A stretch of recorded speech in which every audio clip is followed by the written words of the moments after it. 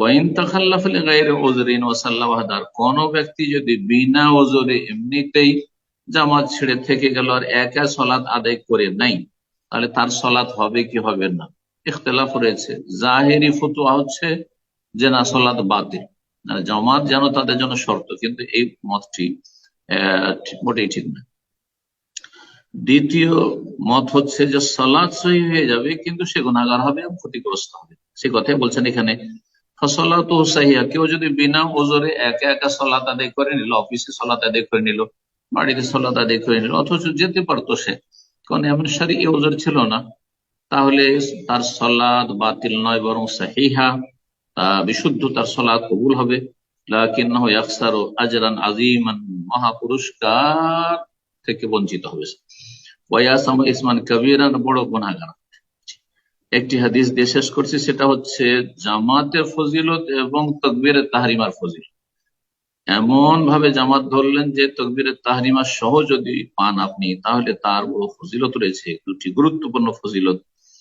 এবং হাদিসটি হাসান।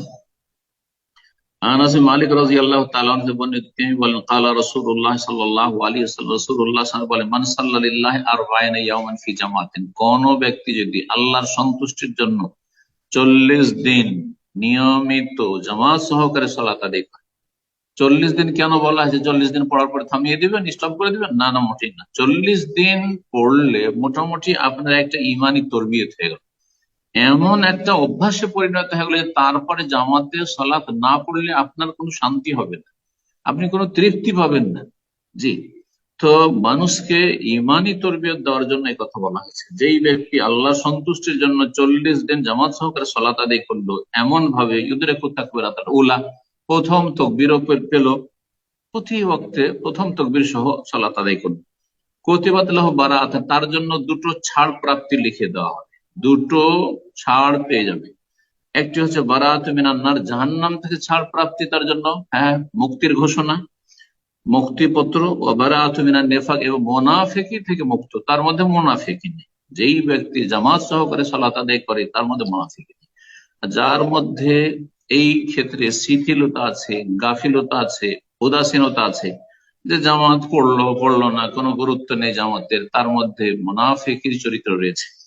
এই জন্য আমরা বলে থাকি যে ফজরের সালাতে জামাত সহকারে হাজির হওয়া হচ্ছে ইমানের লক্ষণ, নেফাক মুনাফিকি মুক্ত হওয়ার লক্ষণ। আর সালাত আদায় করা হচ্ছে কুফরি থেকে মুক্ত তার প্রমাণ।